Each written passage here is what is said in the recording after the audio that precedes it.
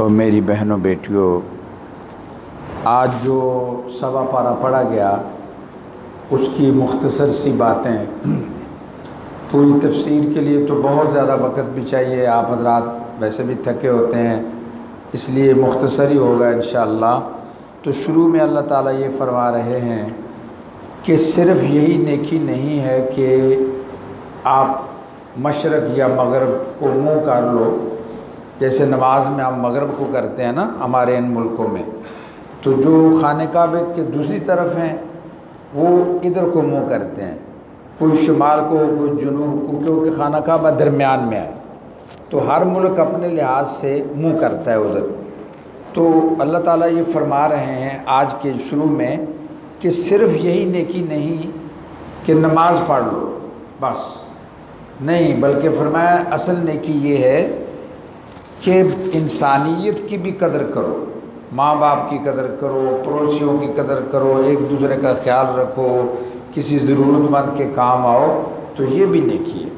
تو اس پہ ہمیں یہ سمجھنا چاہیے کہ صرف روزہ رکھنا، نماز پڑھنا یہی صرف نہیں ہے عبادت، بلکہ پوری کی پوری زندگی اللہ تعالیٰ کے حکموں کے مطابق گزارنا یہ ہے۔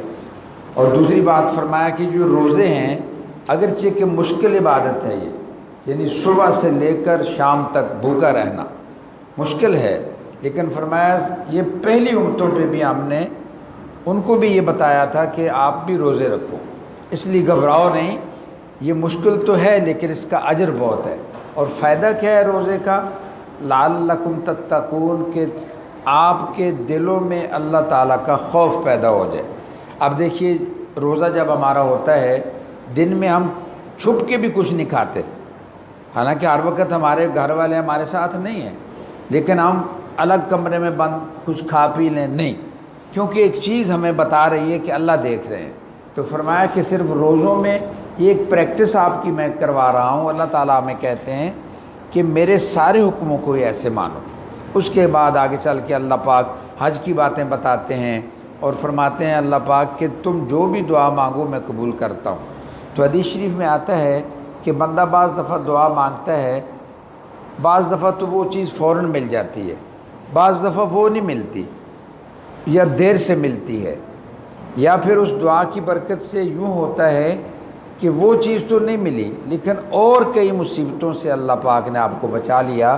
اور نبی صلی اللہ علیہ وسلم فرماتے ہیں کہ انسانوں سے اگر مانگو 1 2 3 4 5 10 دفعہ تنگ ہو جاتے ہیں، لیکن اللہ تعالیٰ کہتے ہیں مجھ سے کوئی جتنا زیادہ مانگے گا میں خوش ہوتا ہوں، اس لیے اللہ تعالیٰ سے ہمیں مانگتے رہنا چاہیے۔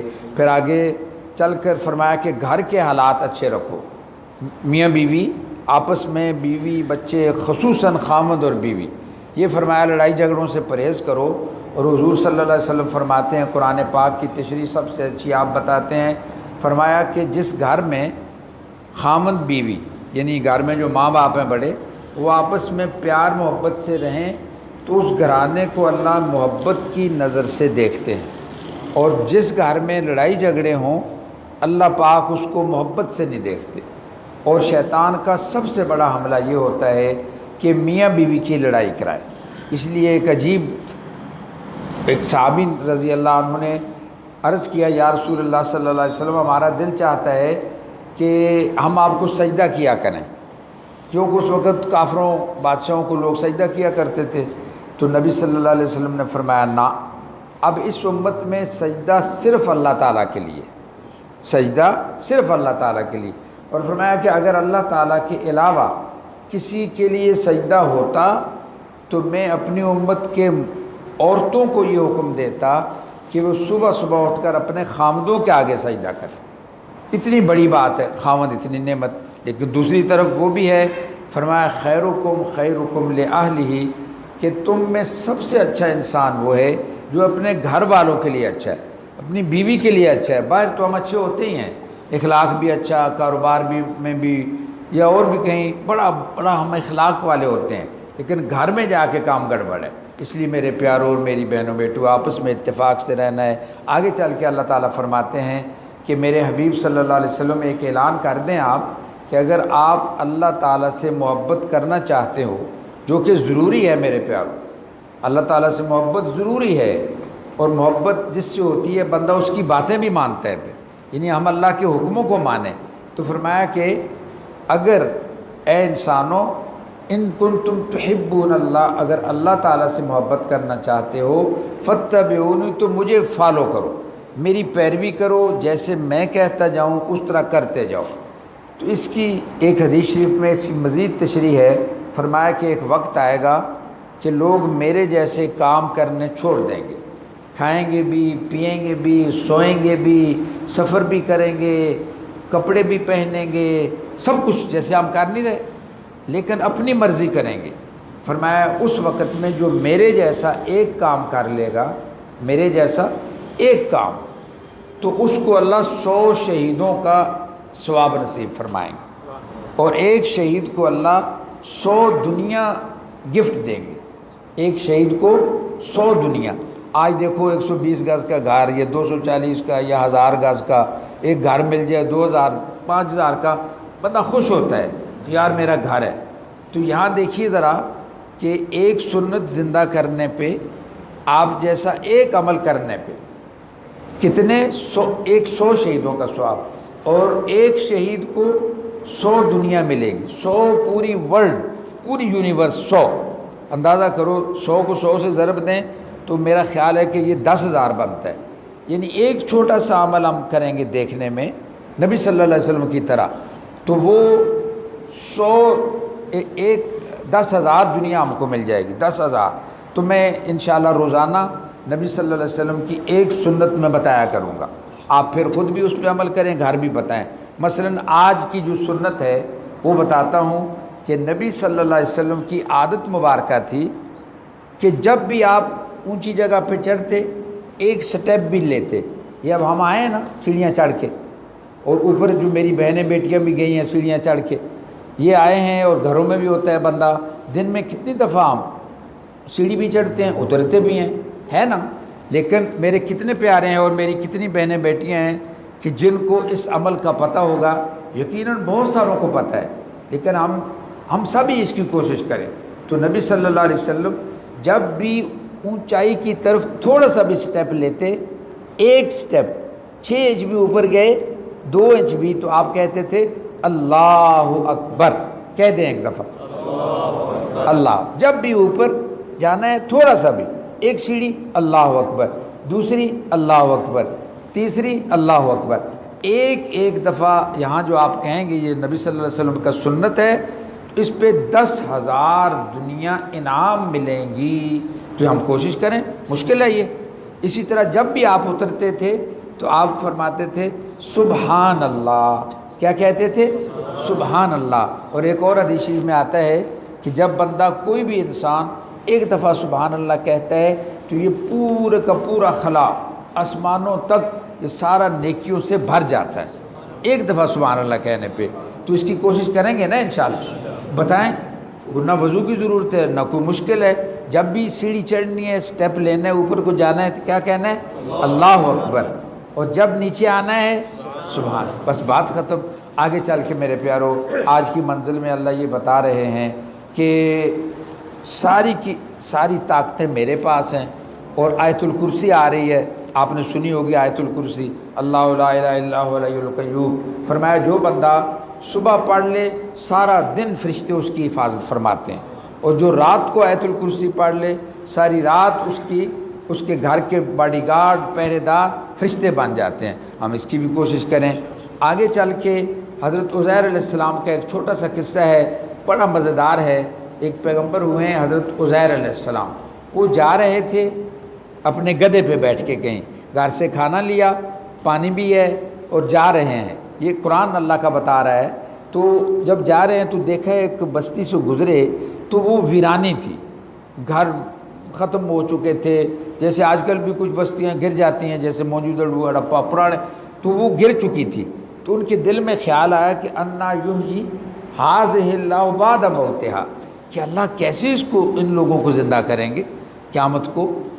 کوئی خیال آنا گناہ نہیں تھا، بس سوچا، تو وہیں اللہ نے ان کو 100 سال کے لیے وہیں بس لیٹ گئے، گدھا بھی مر گیا، ان کو بھی سلا دیا، 100 سال تک سوئے رہے۔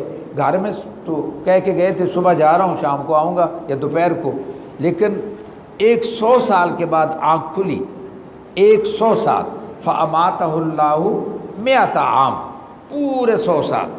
تو اللہ پاک نے پوچھا کم لبس، کتنا ٹھہرے ہو؟ کہتے ہیں کچھ تھوڑا سے، کچھ فیو آور، بس تھوڑے سے گھنٹے، کیونکہ صبح نکلے تھے 8-9 بجے نکلے ہوں گے، ابھی 11-12 بج رہے، ایسا لک لائک ٹائم ایسا لگ رہا ہے۔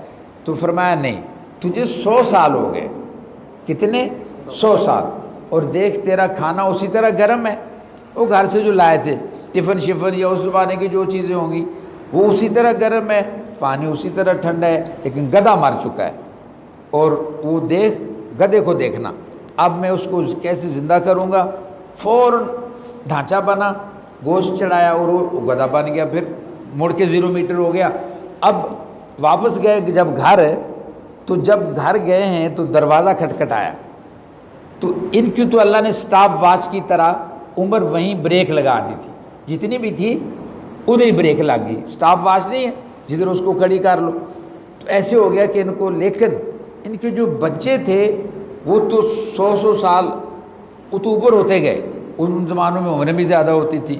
جو بچہ 40 سال کا تھا اب وہ 140 کا ہے، جو 30 کا تھا 130 کا ہے، 100 ہو گیا نا، اس میں جمع ہو گیا، اور یہ ادھر ہی ہیں جدھر تھے اتنی عمر ہے۔ اب دروازہ کھٹکھٹایا، جب اندر سے کوئی نکلا بچہ تو پوچھا کہ یہ تو میرا گھر ہے، انہوں نے کہا نہیں تیرا کدھر ہے، کون ہے تو؟ انہوں نے کہا میں عزیر ہوں۔ انہوں نے کہا نہیں، وہ تو 100 سال ہو گئے ہیں، وہ ہمارے ابو تھے، دنیا سے چلے گئے۔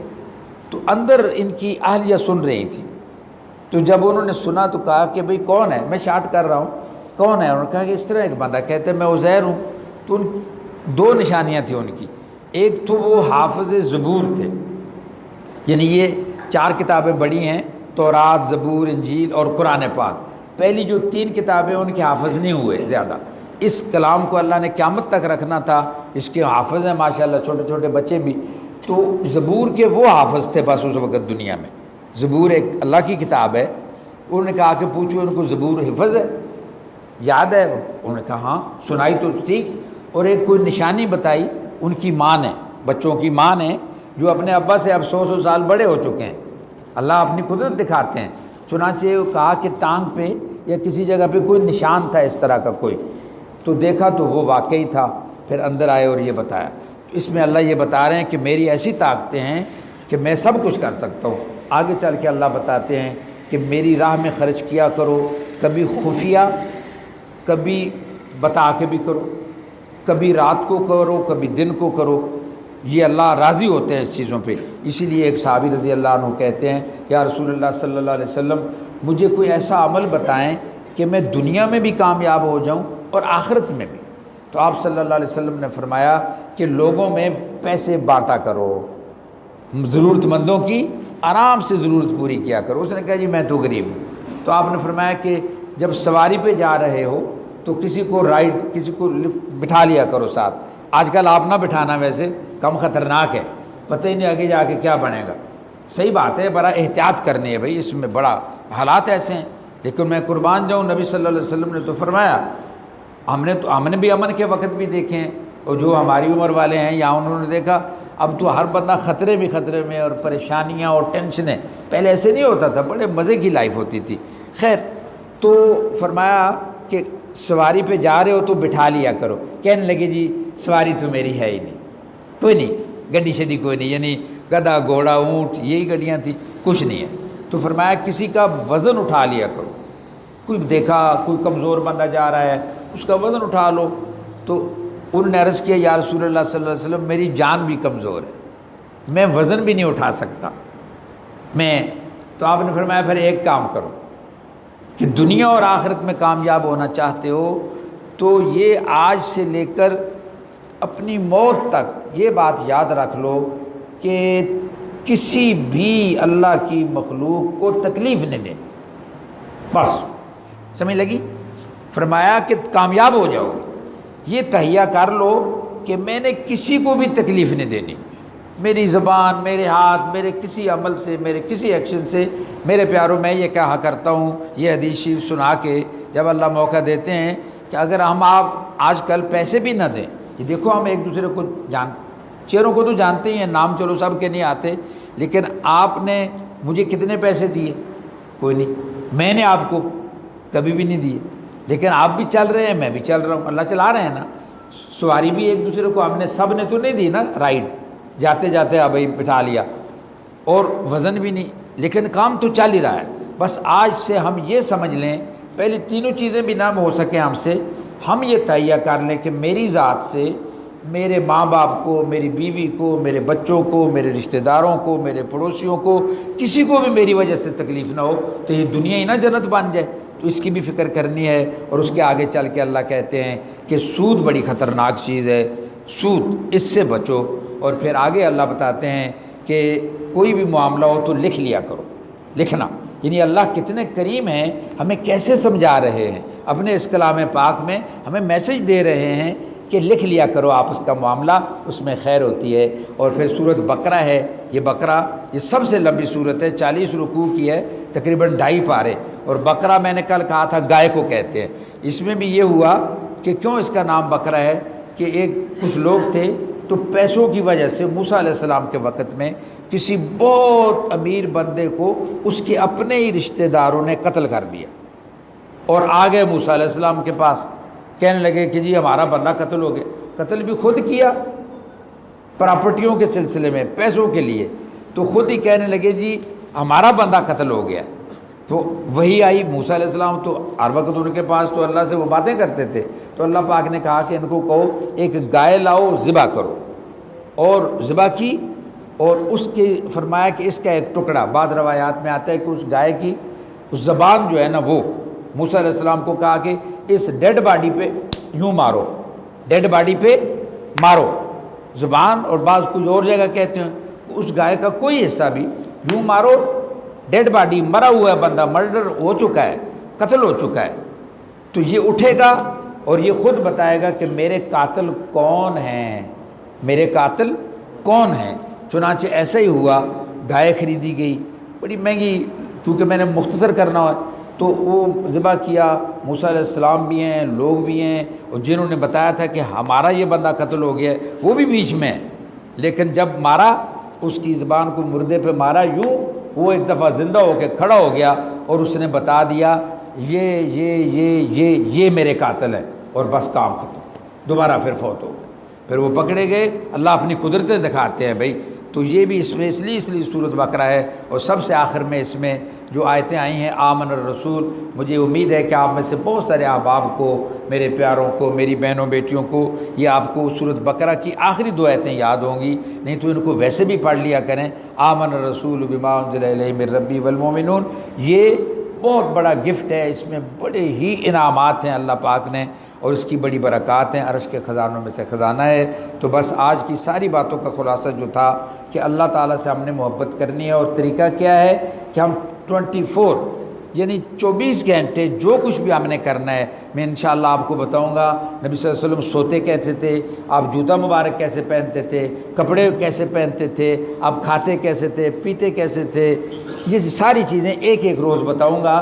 تو آج میں نے کیا بتائی کہ جب اونچائی پہ جاتے تو کیا کہنا ہے، اللہ، نیچے آنا ہے تو سبحان اللہ۔ اللہ ہمیں عمل والا بنائے۔ الحمدللہ رب